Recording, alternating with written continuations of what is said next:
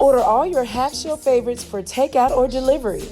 Visit www.halfshelloysterhouse.com to browse a familiar menu and place your delivery or takeout order in minutes. Same menu prices, just a $5 flat delivery fee every time at Half Shell Oyster House, located at 115 Laurel Park Cove, Suite 105, Flowood, Mississippi 39232, or you can give us a call at 769-257-7586. And oh yeah, tell them Sonia sent you.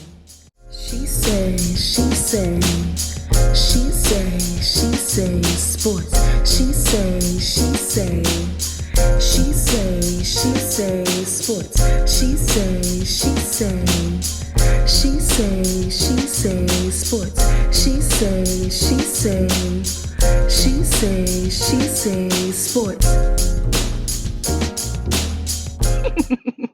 Hey y'all, it's your girl Sonia, and welcome back to She Say Sports.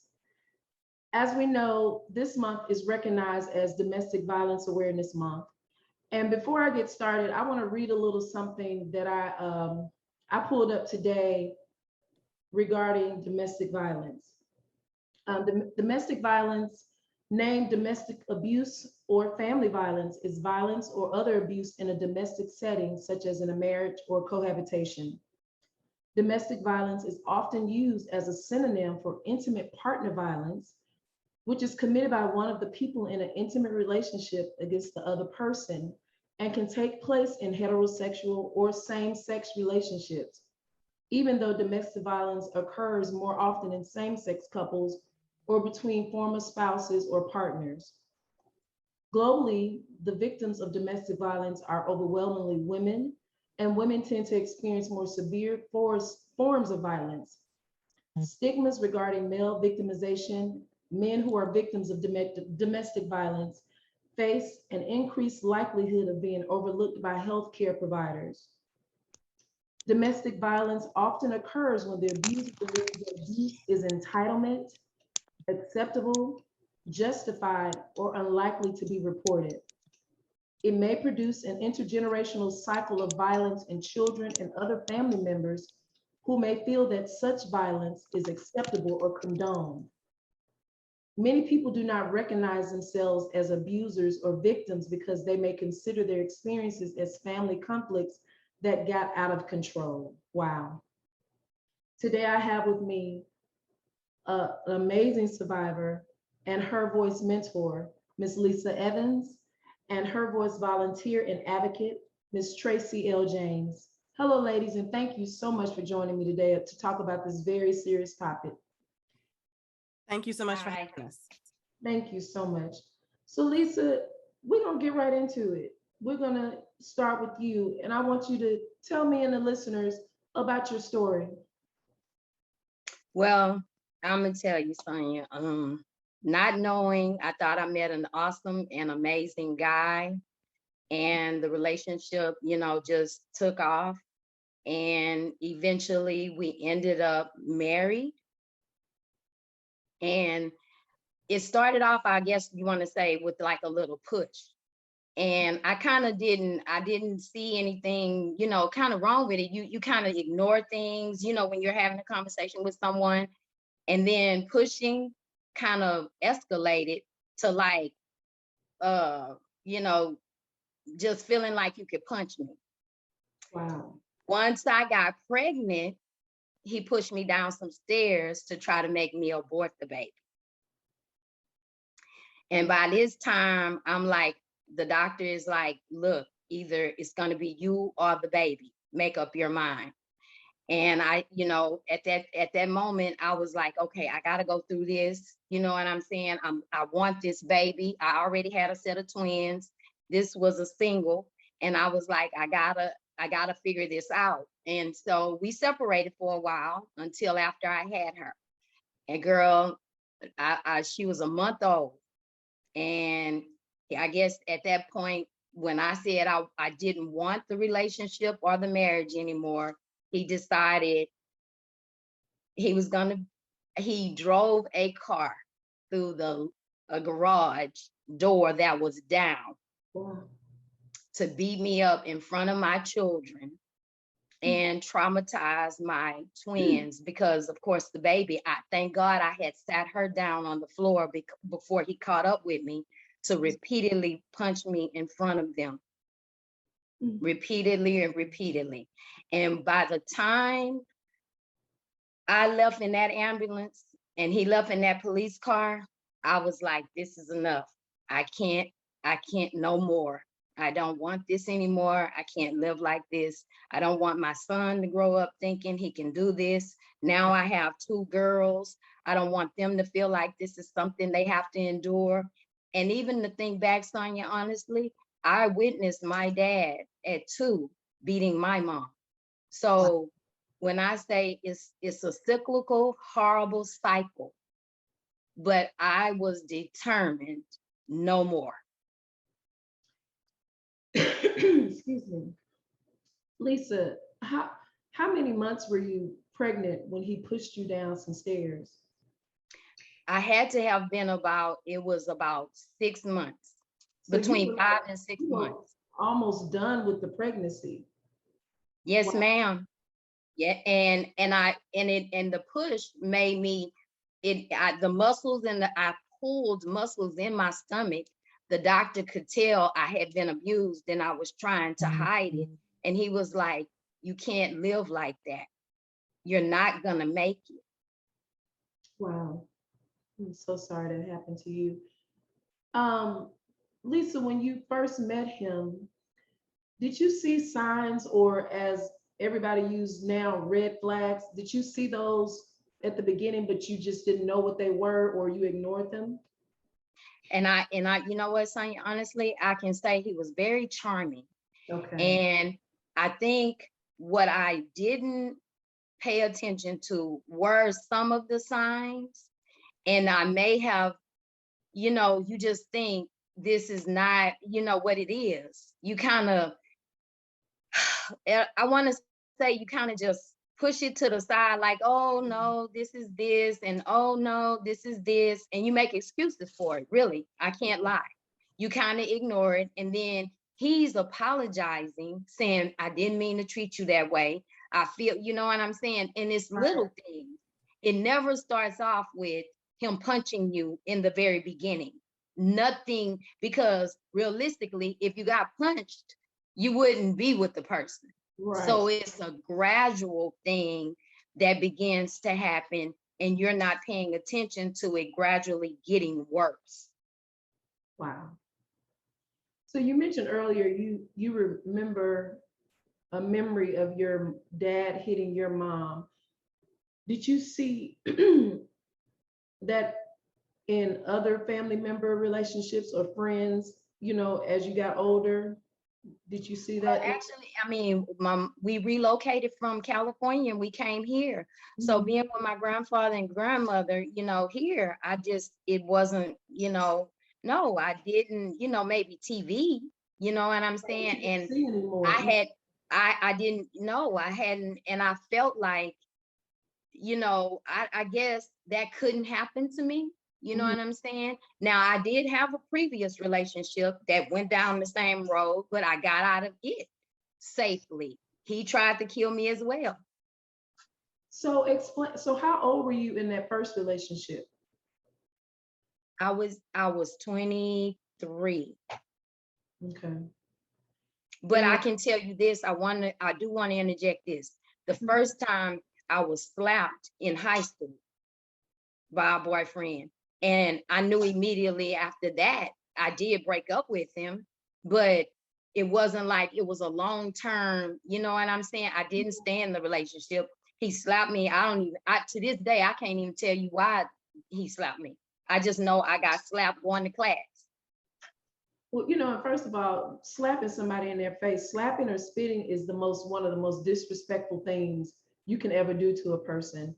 So it seems to me, because like you said, that it was a pattern trying to start with you. And I wonder, people don't, and Tracie, we've talked about this before, spirits are real. And a lot of people don't believe that a familiar spirit would try to transfer to a kid. Your mother was dealing with that. So it was trying to transfer to you. And first it was a slap. Thankfully, you saw it and was like, oh, this isn't right. But like you said, the other two were gradual. This guy came out the park and slapped you, so you knew immediately to get away. Wow. So interesting. So I mean, when the abuse first began, did you, when he was like, like hitting, what he didn't do, he didn't hit you right away. So he was like just It saying. was a shove.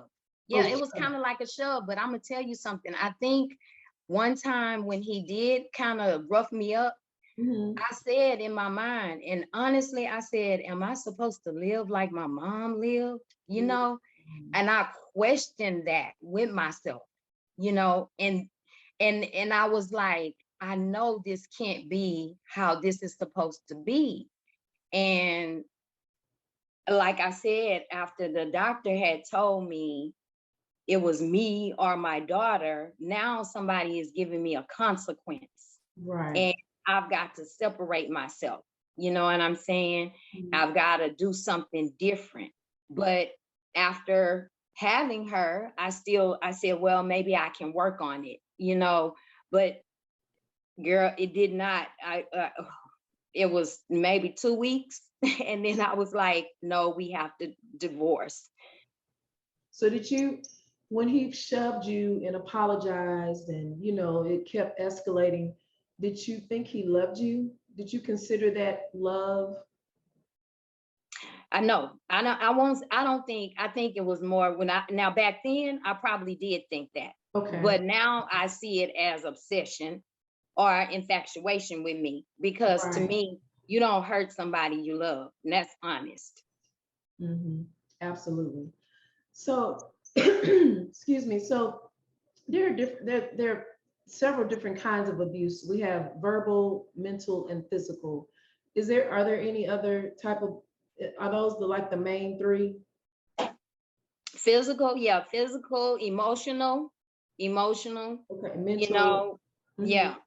And And verbal.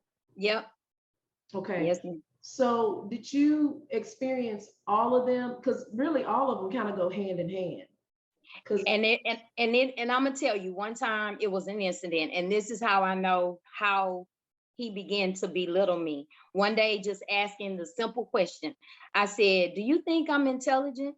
And he said, "Oh yes, you're very intelligent. You're really smart." And then I said, "But what are you?" And when I said that to him, he looked at me and he thought about it for a minute. Then he was like, "You know what? No, you're average, because I'm average." So immediately wow. I started to see, you don't even see me how I really am, Mhm. number one, and to try to make me be what you feel you are.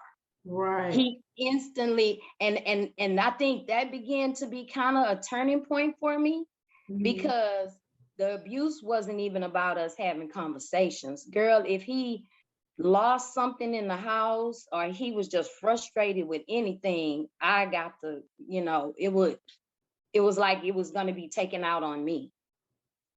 And it goes back to what I said earlier. Abusers, they feel like it's entitlement or justified. And so because he was upset and angry, he justified his anger towards you. Wow. Okay. So would you consider mental abuse worse than physical abuse? And the only reason I would say it is because it, the physical, the bruises and the scars can go away, because I honestly, if I showed you pictures of me, you would not believe my face looks the way it looks. Um, And I thank God every day for I am not, I have no scars in my face, but my eyes have been black, purple. My face has been swollen. My hair, plugs of hair have been out of my head. Girl, you wouldn't believe all that has been, and so on. Physical, but those scars, I mean, you know what I'm saying? That went away. But mentally, you're challenged with thinking sticks with you. all the damaging things that have been said to you. So yes, sometimes to me, mental, I'm not all of it's bad, but I think Right. women hang on to the mental much longer than the physical. So you already answered what made enough was enough. It was your kids. You loved your kids enough to get out. Yes, And my then in twin. turn, Mhm. Go ahead. My baby twin, my twins were at that time, they were 2, and Mackenzie was maybe a month old. And Wow. I said, I can't, because while he was punching me, I looked at their faces Jesus. and to see their mouths screaming from watching me getting repeatedly beat up. I just was like, please stop, and he looked, I said, my kids, do you see my kids? And he looked at them and then he instantly stopped because it was frightening. Even at 2 years old, they understood something was not right. They were screaming. Jesus. Wow. Now this question I'm gonna ask you, this may be little, did your abuser pay for his crime and or get help? Honestly, it wasn't. I got an emergency protective order, and another girl bailed him out. She bailed him out and thought I was lying. And so in the process, I was able to get my own divorce from him. And then they started a relationship. It wasn't until she got beat up and then another girl got beat up. And after the third girl got beat up, he had jumped bail from the girl and they caught him somewhere down the road and picked him up, and he ended up only doing 2 years. Yes, ma'am. Wow. 2 years. So he's out now. Oh, he's been out, and he's still, he's with another woman, and I have, I only would hope he's changed, maybe, because I don't stay in contact with him, and my daughter doesn't, she tried. And it's very difficult because she wants to ask those hard questions and he wants to make it be like it was all me. But we see the common denominator because you're beating other women as you go. What about your sons? Do they have a relationship with him? No, that daughter was his only daughter. My other 2 children were by someone else. But honestly, Sonia, I do want to tell you this, and this is the truth. My set of twins, it's a boy-girl set. The boy, he is now incarcerated for domestic violence. I'm so sorry. Yep. How long is he going to be there? Well, he's in Idaho, and they've given him 10 years. Wow. Over, and we're hoping that changes. But and this has been the hardest thing. It just happened in May. So this just happened in May. Okay, wow. This just happened in May, and he blamed, he was angry with me, my son, and God is working through the relationship. I can say that. And now he's kind of come around to some of the responsibility, and I'm asking God to let him see that, I know I may have, you were 2, but, So, and I don't know this, but do you know if they offer therapy in prison for abusers or stuff like that? I'm not. It's not. I'm gonna tell you what. Yes, they offer anger management. Okay. But I'm gonna tell you, there are men that can take that. They take that anger management class, and it does not. Some men it helps, and they understand what they're doing. But the majority of them, still are abusers. Wow. Hmm. Lisa, tell us about your work as a mentor with Her Voice. Oh, her voice. How did you end up getting involved in this program? I'm gonna tell you what happened. My one of my girlfriends invited me to do a walk, and I told her, okay. When she said domestic violence, I just instantly signed up. Well, when we got there that morning, it was at Memorial City Mall, and when we got there that morning, and she said, I need you to meet Dr. Shayna. And I said, okay. And she said, and then she was telling me about it. And I was like, Katina, you don't remember? And she said, remember what? And I said, I'm a domestic violence survivor, because she was in the hospital room. She delivered my daughter.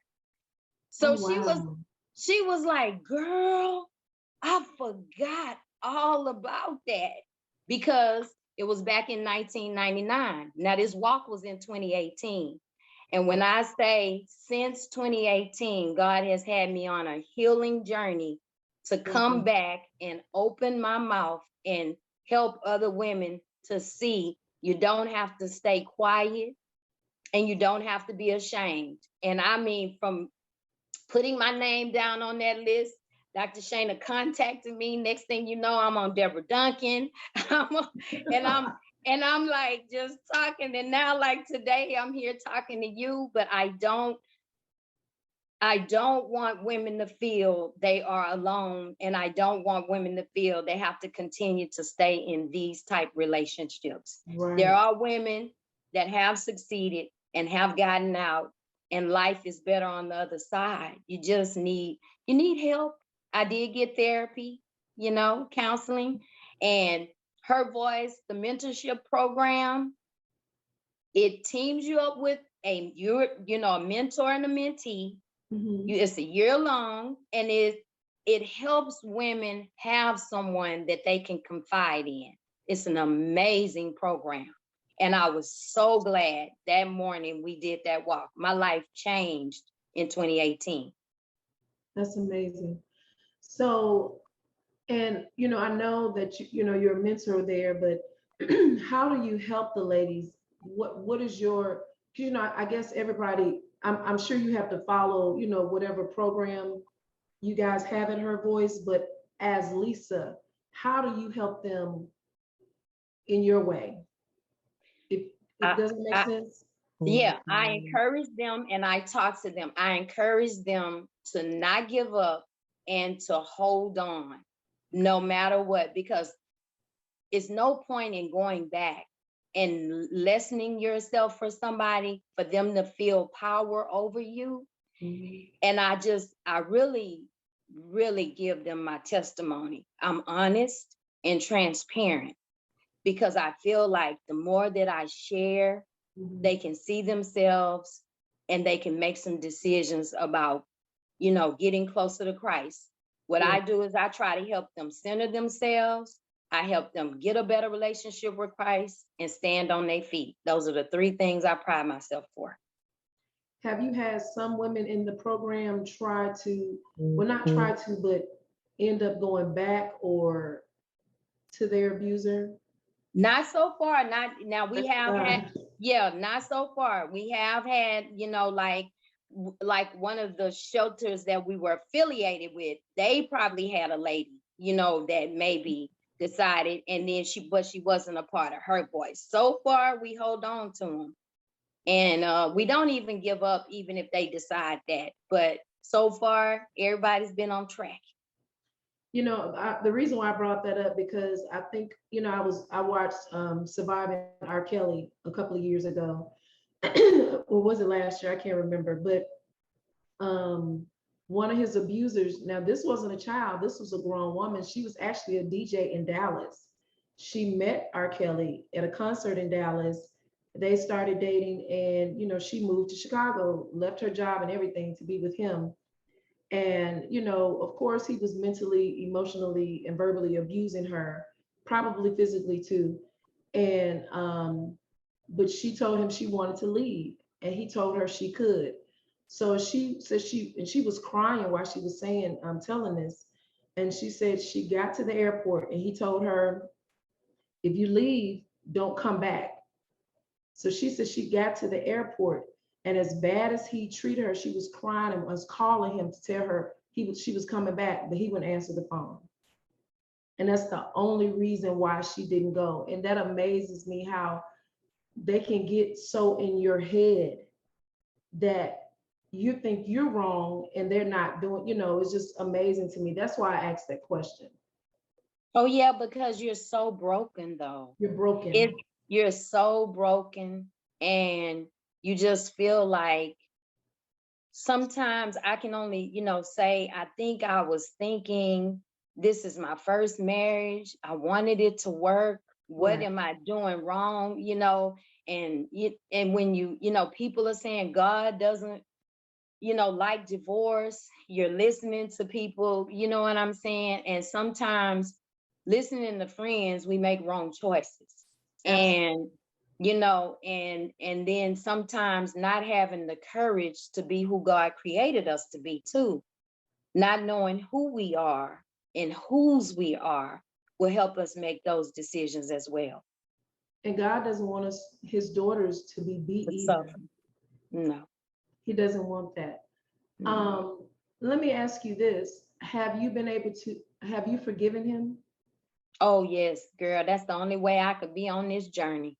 I think by the time my daughter was 3, I did a 40-day fast because Wow. I said I did a 40-day fast so that I would understand forgiveness, because I know a lot of people suffer with holding on to things, and Yes. I didn't want to do that. I needed to move forward.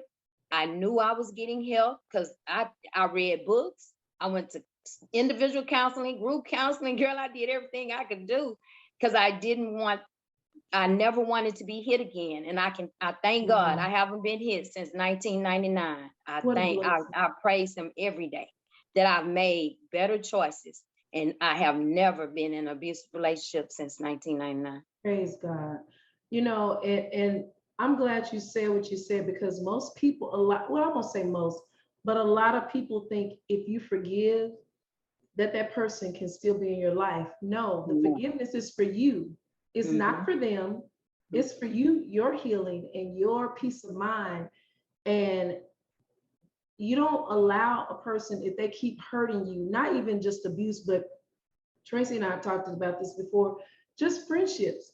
You see a person continue doing something to you, love them afar. Pray for them and forgive them, but move on. And I'm so thankful. I mean, because had you not forgiven him, you'd have still been in prison in your mind. Yes. And I probably would have gotten back into another abusive relationship. Exactly. Yep. Exactly. But I knew that was important. I knew that was a step I had to make. And I did. I made it, and I did. I definitely I've forgiven him. That's awesome. So Lisa, please tell us about the book and documentary you're a part of. Oh, Dr. Shana, when destiny needs an intervention. The story that I just told you, that's a part of my chapter in the book is the knockout. And it's amazing that 13 of us could come together and share not only about domestic violence, but grief, addiction, and just all the things that women struggle with getting past. But we found a way, and you can too. So this project with Dr. Shana and this anthology has been, it has lit the way for me to not be ashamed, in silence. I mean, like I said, from her voice to when destiny needs an intervention, girl, Dr. Shana has been a true blessing in my life. It's so much healing has happened since we started this 8 months journey. We've gotten, to know each other and see each other through all of our struggles, whatever they are. You know what I'm saying? So this has been, the project was amazing. It was awesome. Awesome. And that coincides with the documentary. The documentary, Mhm. It had the documentary that Dr. Shana did. There were like six women that spoke on their stories, and it was amazing. They were very transparent and they told you their journey. And it gave light on how they got through and how they're never going back. Wow. They're definitely not never going back. That's awesome. At the end of the show, I want you to give the name of the documentary. Is it out? Is it already out? Yeah, I think I can't remember the name of it exactly. I think Tracie, what do you know the name of the documentary? I believe it was something like Reclaiming Her Voice, but Yes. I think it was something like Yes. that. Yes. And they're actually they're planning on the 31st of this month. They're actually planning to do a broadcast of that. So if you want more information on the documentary, you can go to hervoice.net and get all the details about that event. Okay, thank you, thank you. And then at the end, you can also give me the information regarding the book, Lisa, at the end of the show. Okay. Okay. Cool, awesome. So, and by the way, you are absolutely beautiful. Thank you. You look free, honey. Thank you. Look free. And y'all, the devil tried not to let this show happen. You see, I'm not in my studio. My modem went out. She had a situation with her what was electricity. The electricity is off. It is off. So yeah, but I was determined to do this show today. I was like, I'm gonna do it. I called Tracie and I was like, I don't know. And I said, you know what? I'm gonna do it. I'm just gonna have to do it at my mom. So thanks, mommy. So Tracie, thank you so much for joining the show today. Explain to because you're a volunteer for Her Voice. So explain to the listeners your role as a volunteer and what made you interested in becoming a volunteer for Her Voice. Well, I met Dr. Shana back several years ago. I think it was around 2016. We met at an event here in Houston, and we just clicked and ultimately found out we were sorority sisters. And when she started telling me about her nonprofit organization, I just kind of latched on to her in a lot of ways because I realized after my divorce that I had been in a series of emotionally and verbally abusive relationships. And when I left my marriage, I left because I realized we were on that edge of it turning physical. I didn't recognize myself when I was going through my divorce. Son, you remember when I came back to Jackson, I did not really look like myself. I looked a lot older. I had a lot of weight on me, and just emotionally, it was all showing in me. And so when I found out about Her Voice in the mentor program, I loved it because I had friends who had gone back and forth. I've had family members who have been in abusive relationships, had knives pulled on them, and they leave to only go back over and over and over again. And I love the concept of the mentorship to help them stay out, to help them have someone who understands exactly where they are right now so that they can move on and get into that space of being refreshed and renewed, and in many ways allowing God's peace to re-enter their life. So that was why I decided to be a volunteer. And what I help the board of Her Voice do is produce events, put together programs that help women understand their money, their finances, because in many situations, one of the reasons they don't leave is because they have no money. That's right. That's the control factor. So teaching them how to gain control of their money again is a huge thing. So that's one of the things that I do as a volunteer. And so pretty much let's just say this: when Dr. Shayna calls, Tracie answers the phone. And apparently Lisa does too. Dr. Shayna was supposed to join us today, but she had a conflict in her schedule, and I really hate I didn't get a chance to meet her. So hopefully, one day I'll be able to meet her coming to Houston or doing another show. Excuse me, it was very important for me to do this show because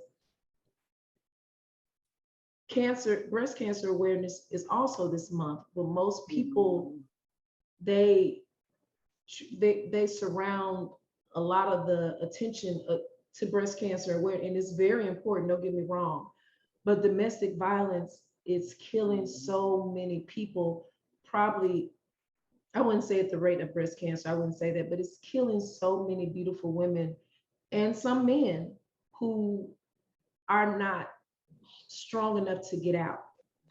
And so that's why it was so important for me to do this show. Tracie, you also mentioned to me about Her Voice. They have programs for teen dating and domestic violence programs. Can you give more information on that? Oh, yes. We have an annual event. We've had to go virtual in this pandemic, but we have an annual girls event. It's called Step Up. And the whole program is about empowerment and teaching young girls about the importance of setting those boundaries when they're dating, so that they can understand what the signs are and that it's not okay for these things to be going on in your relationship. Like Lisa said, she had an incident when she was 17. Statistics show that oftentimes the abuse can start as early as middle school. Yeah, I read 11 to 17 years old. That's crazy to me. So the program is specifically for, we have it separated for the elementary, middle school, and high school, college girls, but it's a complete programming, a whole day of activities, and we have different presenters come. And we're beginning, and in this format of going virtual, we've actually added a few additional virtual events to stay connected to these young women, to help them understand what a healthy relationship is. Because I'm going to be honest, for me, when I went through my therapy, I found out that my first emotionally and verbally abusive relationship was actually in high school. And it was someone who was controlling. And I didn't see it as that. I was just like, oh, he's just jealous. And you think it's cute because he's being jealous. But the reality was I was in a dangerous situation and had no clue that I was in a dangerous situation. It just happened to be that he graduated and went away to school. And so as a result, that relationship ended. So, when I think about those type things, it's important for us to really talk to our young girls and explain to them what healthy relationships are. Sonia, we actually have a mutual friend who was killed by her abuser. And she was a domestic violence survivor, had gotten out of one relationship. She was moving. Yeah, she was in the process of moving, and we thought this was a good guy. It was cool. But what we realized after the fact was the move was to isolate her. No, I'm saying she was getting ready to move the day before he killed her. Right. She was moving away from him. Yeah, she was trying to get out, but this is the thing, and Lisa knows this. When you decide to leave, when he knows you're trying to leave, it is the most dangerous moment in your life. Yeah. And, that renewed my energy in this space because it's so hard to lose someone you care about. Yeah. And Tracie, didn't she write a book? She wrote a book on getting free from her abuser before and got with another one. Yeah. And it was a guy who came back into her life. They had never been involved before. He was always just a friend. And so she had no idea And, you know, as a friend, you begin to ratchet back all the conversations that you had with them. And you start trying to figure out, did I miss a sign? Was there something that I could have said? There was something I could have done. You know, if I had only known, you know, so many of us, especially here in Houston, we were like, we would have come to get you. It was that kind of thing. But that separation to move her from Houston to Florida, that was tough. That was tough. And to watch a mother and an older sister bury their child, their sister, there's nothing like that. So I truly appreciate the fact that you took the time to share this message with your audience. If there are any women, any men out there who are in a situation, understand this: your process out has to be kept here. Yeah. The reason I was able to leave the way I left was because he decided to send me away, thinking that I would ultimately come back. That was God's grace. I see that now.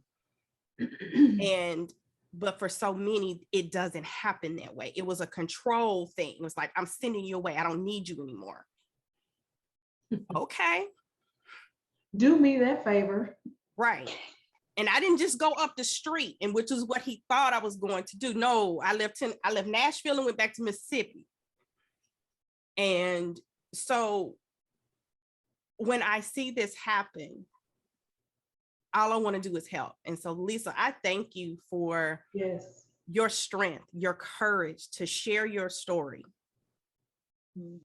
I applaud you, and I pray for all of you who have come through and are willing to reach back and help somebody else.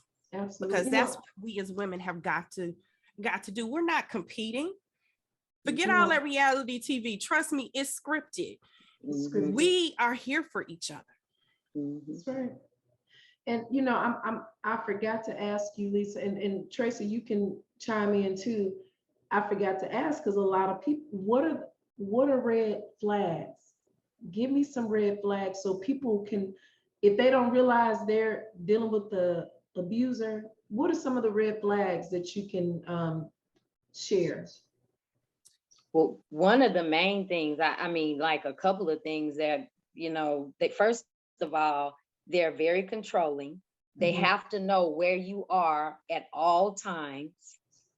The second thing is they want to begin to isolate you from everybody, and you be their only, they are your only contact. You have no family. They don't want you around friends. They don't want you to talk to anybody. They're going to consume all of your time on them all the time. And as sweet as it, I mean, and they start off with a gazillion gifts.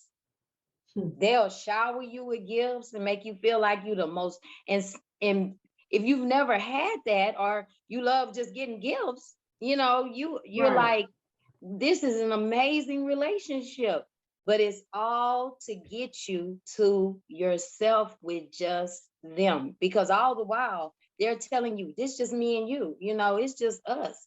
And we, you know, we don't need them. We don't have to be around them. Girl, stop talking to your mama. And I mean, it becomes, by the time you're deep involved in it, you're not even paying attention. You're not even talking to people anymore. I had just been going to work and coming home, not even realizing I never went to go have lunch with nobody. Because you're not paying attention to that, because you're thinking this person is just so caring about you and them, you know, and it's all to get you where nobody will know you're being beaten in the end. And the jealous part, you mentioned jealousy earlier, Tracie? Oh yeah, yeah. And the thing is, the jealousy comes out in this space of the control. Yes. You know, my ex didn't want me to even talk to my oldest son's father. Like, dude, my son is staying with him. I gotta talk to him. This is not his godfather. He didn't want me to talk to. He didn't want me to talk to my cousins. My friends. It literally just began to isolate me. I remember this is when my friends got concerned, and friends pay attention to the signs because they're there. My friends, after I had my youngest son, wanted to take me out to dinner, and he agreed. Okay, so I go. He wanted to know where we were going, who I was going to be there, how long was I going to be gone, who was I riding with, who was literally like I was a 16-year-old kid going on my first car date.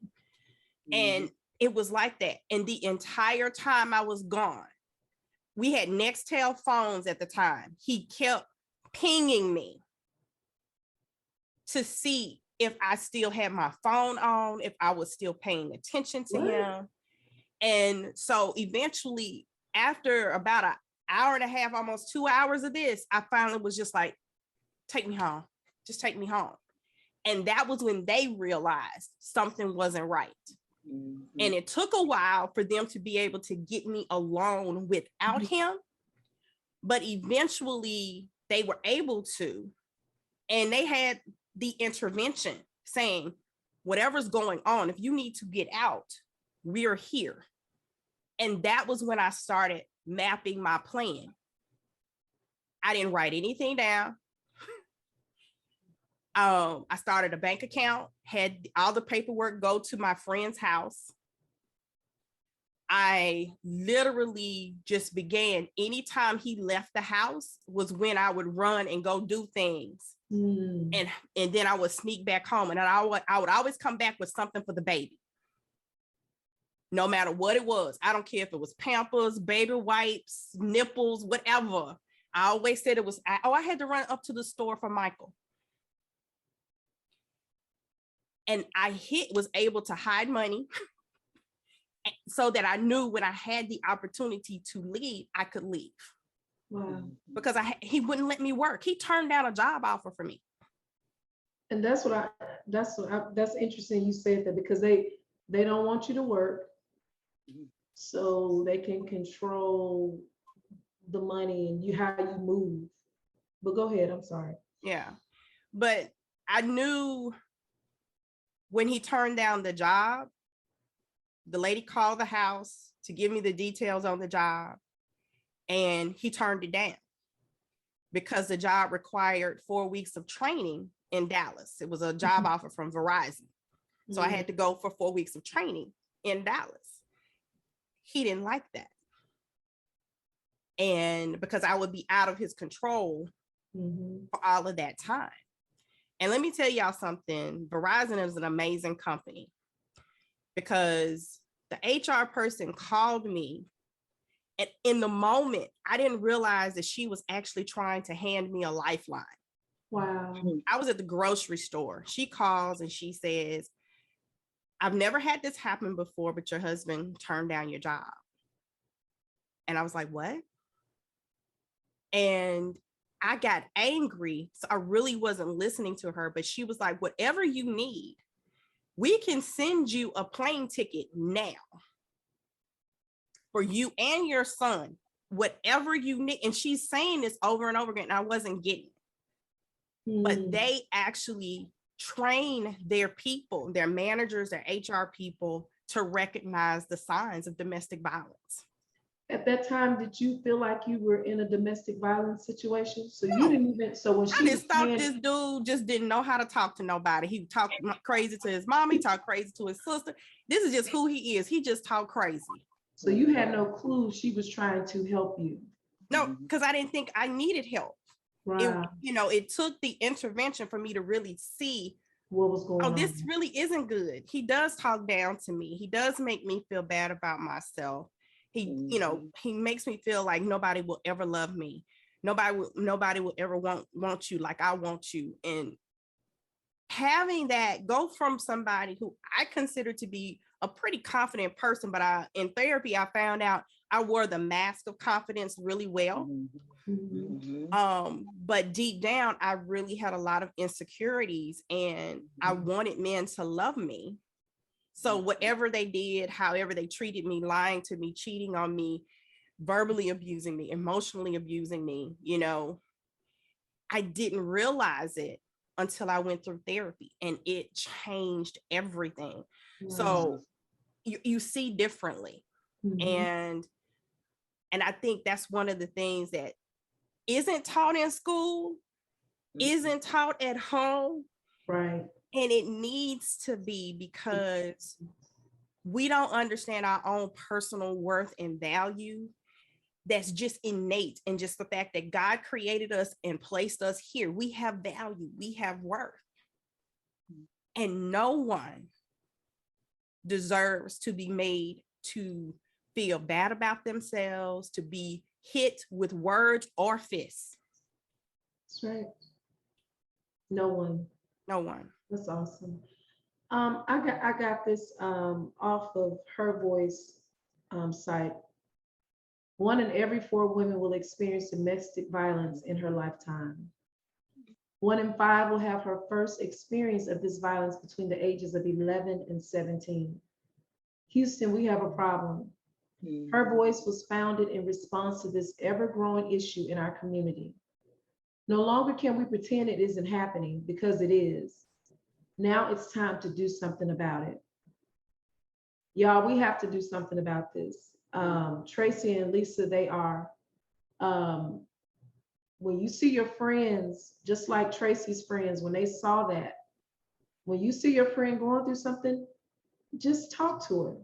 It doesn't mean you got to go over there and, jump on him. No, you stay out of that.